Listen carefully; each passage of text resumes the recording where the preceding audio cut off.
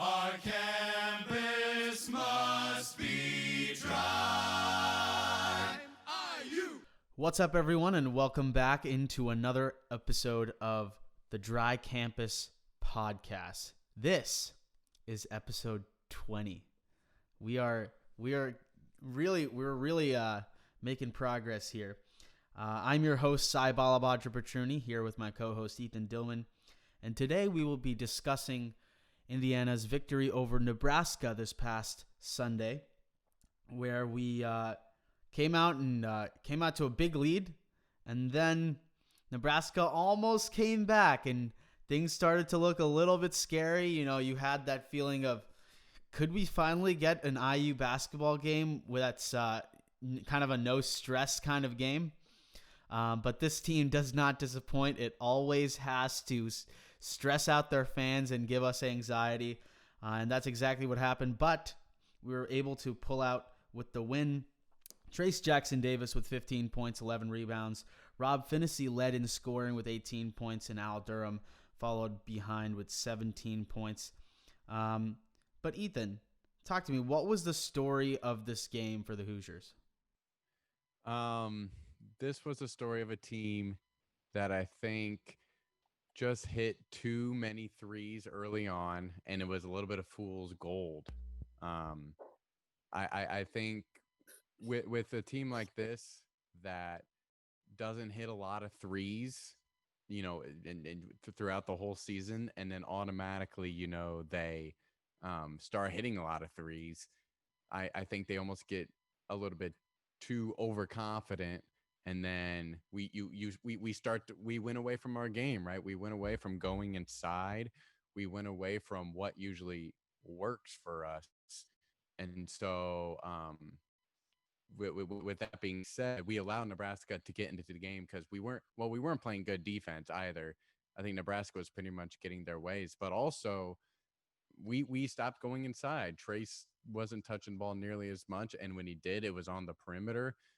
We ultimately went away from our bread and butter, and if we keep doing that, especially against teams that are better, you know, we're going to lose leads like that. And so it is a little disappointing that it happened, because this is a team that we could, you know, we were up 31-13. This is a team where if you're going to beat anybody in the Big Ten by double digits, this is it.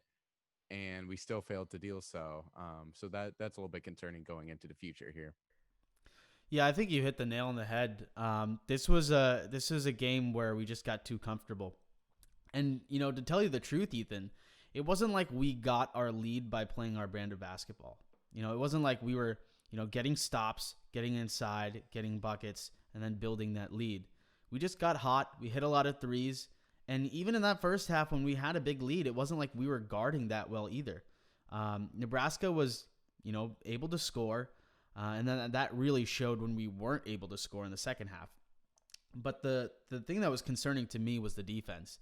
This is our MO. This is what we're known for. This is our identity as a team, our defense. And it just wasn't there. And I was especially concerned about our interior defense.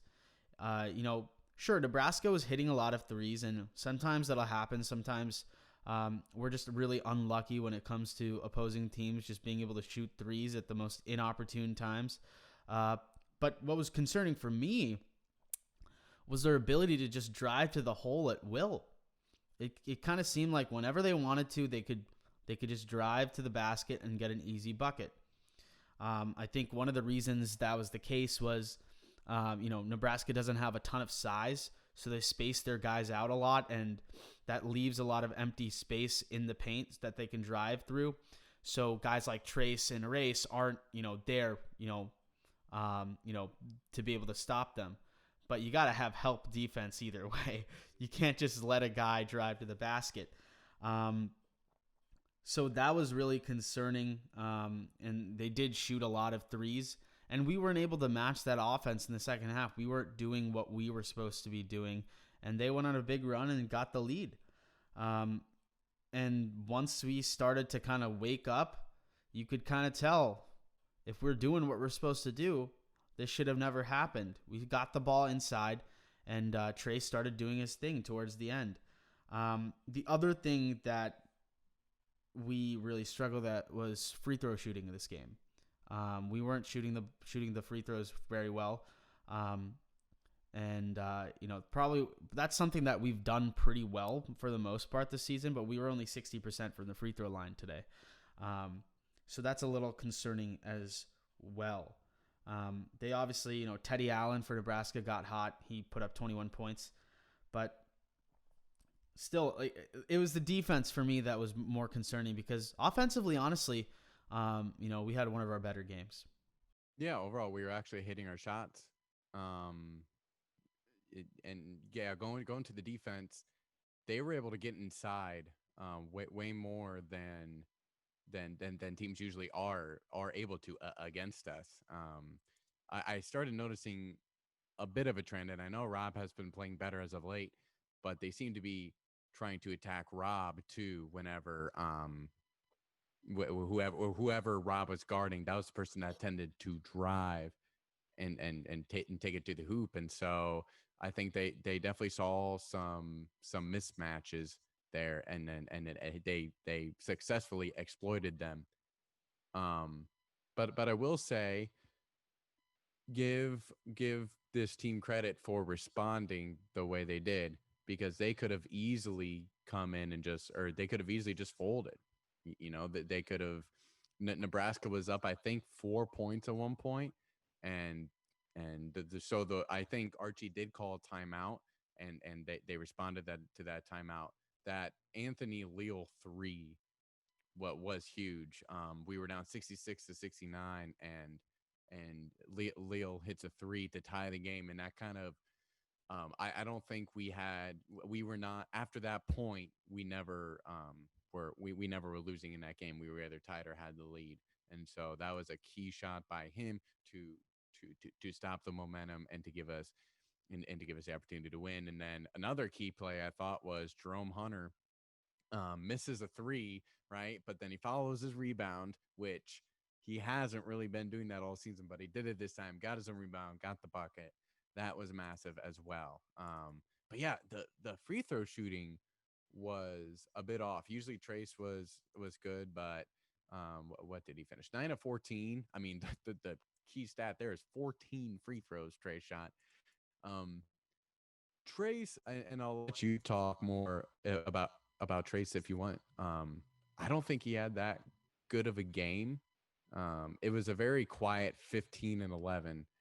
And so I guess I want to get your thoughts in his performance tonight, and maybe what Nebraska did well to counter Trace.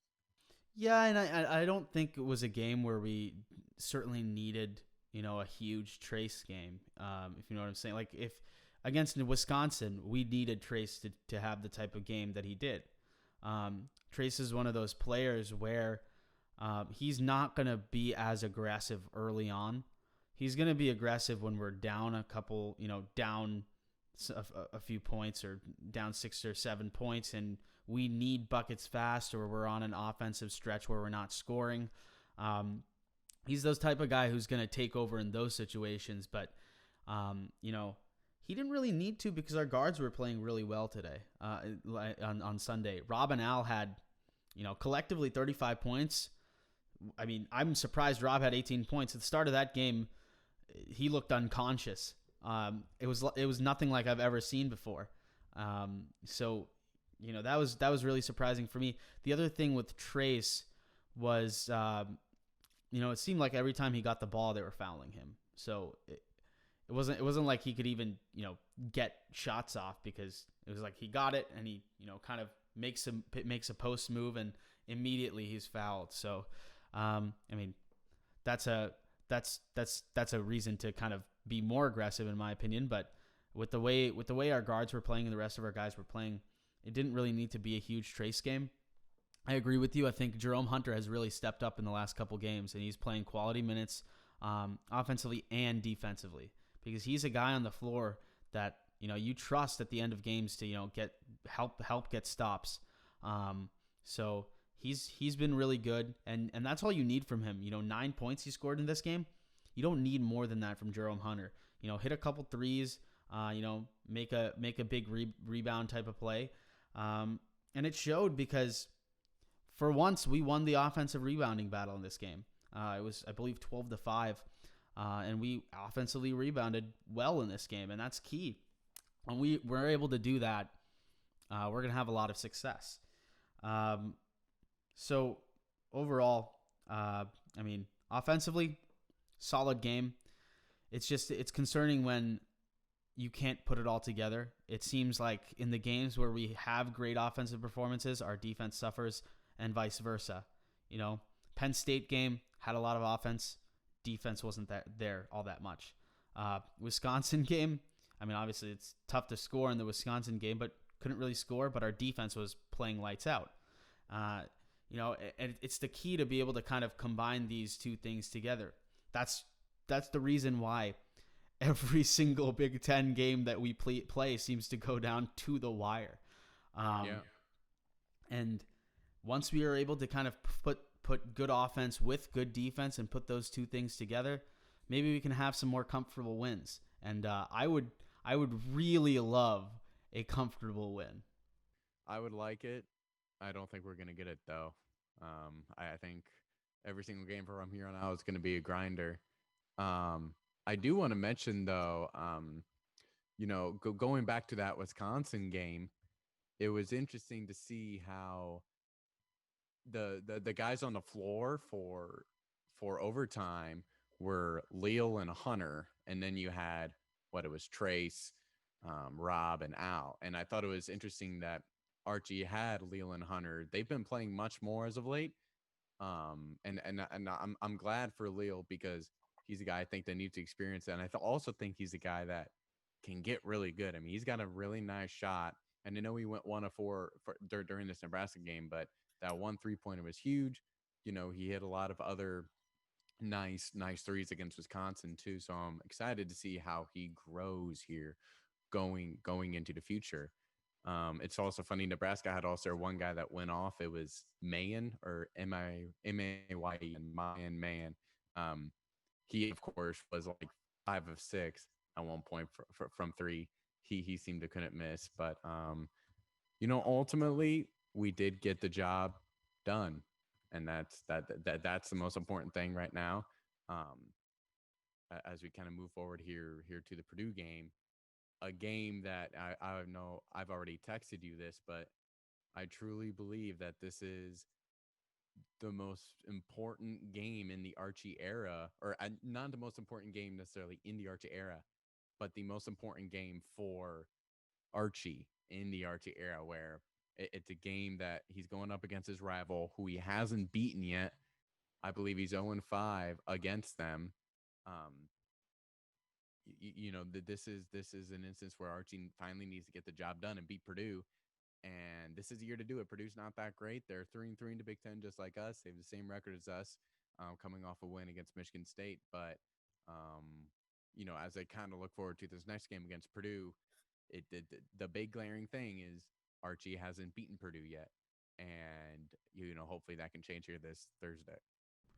Yeah, and I'm gonna talk about that in a second, but I just want to kind of piggyback on your comment on Anthony Leal, and how he reminds me of kind of a Devontae Green that can play defense in a way where he can provide an extra juice and hit a couple shots and get hot for us at a certain time. And we saw that in the last game against Wisconsin, where he just got hot, hit some crazy threes, and really got us into that game. So that's a really good point that you kind of gave there. Last thing I want to say about this Nebraska game before moving on to Purdue. One issue I think that we do need to improve is our transition defense in general. We're kind of giving up too many threes in those opportunities where they're kind of keeping guys on the perimeter, and I've seen this in numerous games in the past. And we are collapsing into the paint, and we're not able to get back out into the perimeter fast enough to kind of defend that shot. So that's happened numerous times, and that's something to kind of work on, is transition defense. Now, talking about Purdue, you're absolutely right. This is the best chance Archie has to beat Purdue, because this is probably the worst Purdue team he's faced. This is, you know, they are very similar to us in a lot of ways. They play great defense, but their offense, in terms of points scored, is the worst in the Big Ten. So it kind of has a lot of Maryland vibes attached to it. The one thing that I think the one thing that will determine the outcome of this game is the battle down low between Trace and Trevion Williams, who is their star player. Who, I mean, against Michigan State, he was their only offense, I believe. That was an incredibly low-scoring game. It was like 55-54, where Michigan State definitely should have won that game. If you watch the highlights of that game, there's no reason Purdue should have won that game. They kind of just screwed it up, in my opinion. But Trevion Williams had 26 and 9 in the win against Michigan State. He's a big guy, big bodied as well. So he's got the weight along with the height, and he could really challenge Trace. So I think whoever wins that battle is going to win this game, because defensively, I think it kind of matches up. I think we both allow about 66 points a game, which is right in that second, third, fourth spot in the Big Ten defensively, right behind Wisconsin. So it's gonna be a fun one. I think. I think when you have those rivalries, the defense intensifies even more, which is why I think Trace versus Trevion is going to determine the outcome of this game. Yeah, and that's kind of usually the way our games go. Always determined by how good Trace is during those types of games, especially when Purdue has a good center, or I guess a good forward in Trevion Williams. But another person to keep in mind for Purdue is also Zach Edey. He's 7'4", 285 pounds. He is a really big guy. Averages 9 points a game, 4 rebounds. But I feel like and Purdue always has their guy. Purdue always has their 7-foot plus guy. Last year it was it was Isaac Haas before him, but it was I can't think of his name. Whatever. It just completely blanked my mind. But they usually have guys that are like that, and so far, it seems like whenever we play Purdue, those guys really go off. And so at a certain point, at a certain point, you gotta blame Archie for not game planning for that. So hopefully we can game plan for that and stop him. But just going to the importance of this game too in general. Currently we're 3-3 in the Big Ten, and in order to make March Madness this year, more than likely, you're gonna have to go 500 in the Big Ten. And so right now we're on pace for that. We're 3-3 in the Big Ten, but if you want to go 500, these are the games you kind of got to win, right? These games at home against an opponent that isn't Iowa, that isn't Illinois, that isn't Wisconsin, because you had made a good point here in the text. Right now, Wisconsin, Iowa, Illinois, and Michigan, I would say, in really in no particular order, are the top 4 best teams in the Big Ten. I think they've separated themselves a bit from the rest of the pack. Now, that leaves that 5th spot kind of open, and Rutgers had been playing well, and then they've dropped 3 straight here. Ohio State again kind of struggling. Minnesota's 3-4 in the Big Ten. There's no reason that we can't at least compete for that 5th spot, which would be a great spot to be in. But if you want to compete for that 5th spot and to get a top 5 standing in the Big Ten, this is a game you got to win right here. As a fan too, growing up an IU fan, being a college going to IU, I'm sick and tired of losing to Purdue. I mean, it's been years. I think I was a junior in high school, if I remember right, the last time we beat them.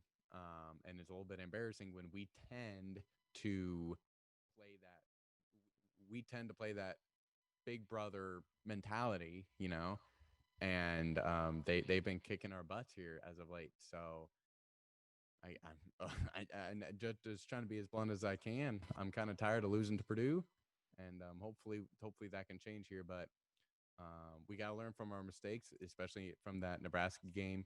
If we do get a lead against them, we got to make sure that we hold on to that lead and that we don't get too caught up in our threes if we make them. And again, like you said, that matchup between Trace and Trevion, that's going to be key. Um, I don't think Trace has played too well against Purdue as of late in his career. And so this is time to prove everybody wrong. Yeah, I totally agree, and I think you hit the nail on the head. This is a big game for Archie. He hasn't been able to get it done in the past, and a lot of that's you see on the court when they've played in past games where our guys just don't look ready to play in those big games. They come out there kind of looking scared. So it's on Archie not to I feel like maybe in times in the past Archie kind of scares his players a lot more when he's getting mad. He needs to instill confidence in his players for this game, because from watching the past couple games, Ethan, they haven't been able to put it all together in a game. But I've seen great things from this team in every aspect of the game, whether it's offense, defense, rebounding, passing, just driving to the basket and scoring, shooting. I've seen glimpses of greatness from each aspect of the game in different games, but it hasn't been put all together. So I see the potential. And now these guys just have to come out there with the confidence, because a lot of the losses Indiana has had in the past years have honestly been just due to, mentality coming out in the court. And, we've seen that, especially in Purdue games in the past. So, I'm really looking forward to seeing what kind of team comes out, what kind of aggression we show. Go back to this Nebraska game. Why did Rob Finney have his best offensive game of the year? He was extremely aggressive, and he looked confident. And so has Al Durham in the past couple games as well. We need those two guys to keep playing like that and keep playing with that level of confidence and aggression. Because that's the only way we're going to win. Because I honestly believe our guards, talent-wise, are better than Purdue's guards. I know they have Sasha Stefanovic, who averaging 10.7 points a game. He's a really good three-point shooter. He shoots 49% from three. But outside of that, they really don't have any, have real three-point threats. So, if we're able to kind of control his shooting a little bit, make sure he's not getting, great looks, and make sure that our guards are getting good opportunities and good offensive looks and good shots, that's going to be really important as well. I think if we win the 3-point battle as well, it might be game over at that point, because I don't know if if we're able to shoot threes, and our defense holds up, this is a game we should be able to win. Yeah, and one thing too, whenever we tend to play Purdue, they usually out rebound us too. They're really good out rebounding us usually. They hustle to the boards more, and they're able to snag more rebounds, and so that's definitely going to be key here. As one of the reasons I think we beat Nebraska was we got more boards than them. That was another reason against Maryland. We were able to out rebound Maryland as well and came away with that victory. So that's gonna be key. And that's just not on Trace too. That's on Race, and that's even on our guards to make sure whenever the ball is batted out even more, our guards out rebounding their other guards. And yeah, and so I mean, also you look at this game, if we win, this would be our fourth win in 5 games. that's pretty good. And after starting 0-2, that's going to be, and being potentially 4-3, that's massive. That's really really good. And so, this is just a huge opportunity for IU to take advantage of this, to finally get a win in the rivalry. Um, a win that has been, I know, over 1,000 days literally in the coming. Um, and I think one other key to the game too, will be just, if we get hot like we did against Nebraska, for example, can we still maintain our identity and go inside to trace or race? Whether they're making shots or not, you have to keep the defense honest, because then, if we become one dimensional, then defense are going to crack us easier. And so, it's important. Teams also tend to play a lot of zone against us, and I think they see that as an advantage to them, obviously, because we've seen it more than once, clearly. However, I think we are doing actually a good job whenever a defense is playing a zone, a 2-3 zone. That middle is always wide open, and so it's just important just to take advantage of that, plug in trace, race, or even Jerome in there, and go from there, and you can do a lot. So yeah, I'm definitely really excited for this game. I've been waiting for it ever since the two loss against Purdue. I do. Again, I think I'm playing with fire here, but I think we do win. I believe we are better. I believe we're also just playing better as a team. We should have beat Wisconsin. Let's be honest. We should have won that game, and somehow it slipped away from us. And so, this is a game we got to win. I think the players know it, and I think we will win. I think it'll be low scoring, though, probably 64-61, somewhere like that. I don't think it's gonna be 64-61. I was literally just going to say 64-61 is my prediction. Oh, really? Yeah. Yeah, I think that's the score. I think, of course, it's going to be one of those last 4-minute games. It's going to be as close a game as Wisconsin was, but we need to figure out to come out on top. And we have been playing better in the last 4 minutes as of late. Against Wisconsin, well, I guess I was pretty even, but outbeating Nebraska in the last 4 minutes, outbeating Maryland in the last 4 minutes. Let's keep up that trend and do the same thing to Purdue. I as you said, 64-61. That's my prediction as well. I was literally thinking it as you said it. But I wanted to add one more thing. We've had success against a lot of teams that don't have a ton of size. But this Purdue team, one of their strengths is size. If they have they honestly don't have a ton of strengths and ways they can beat us and beat other teams, but size is definitely one of them. And that's going to challenge our guards a little bit, because it's going to be tougher for Trace and Race to kind of get inside and score at will. So we're gonna have to rely on our guards to create some offense, and it's going to be tough to also drive because of that size as well.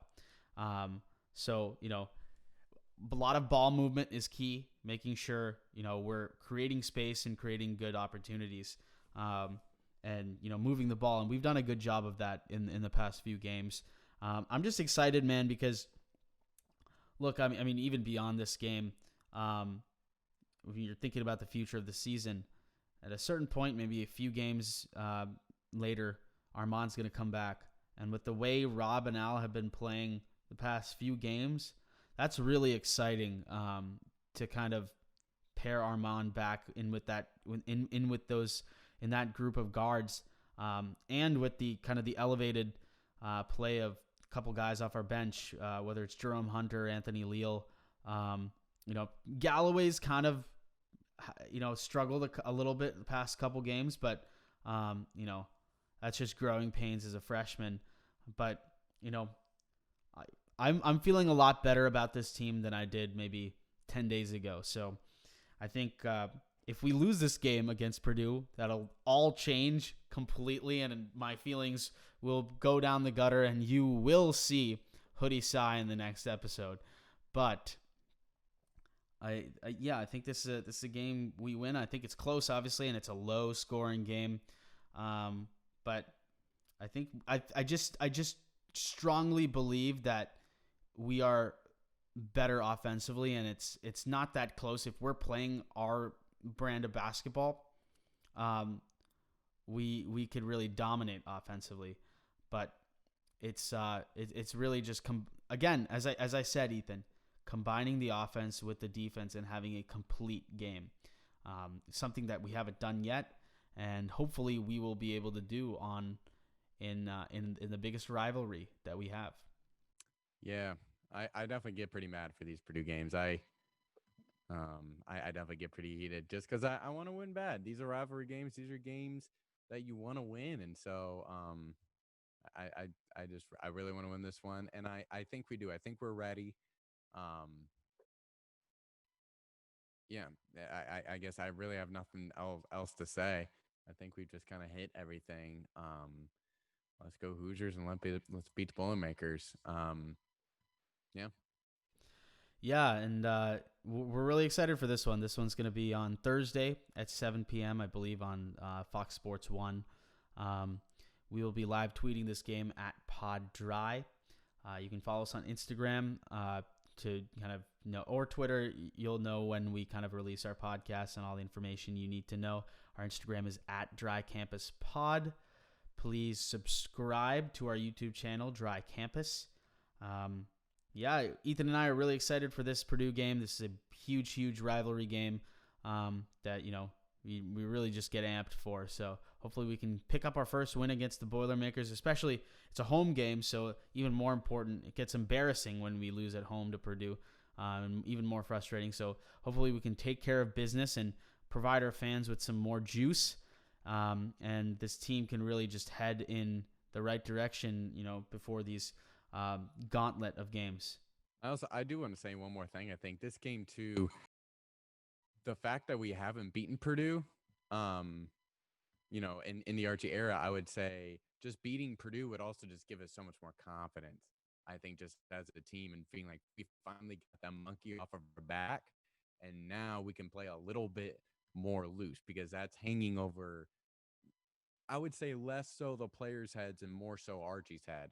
And so winning this game would maybe ease a little bit of tension that IU fans tend to have with Archie. And so that would also be another great thing that could happen if we beat Purdue.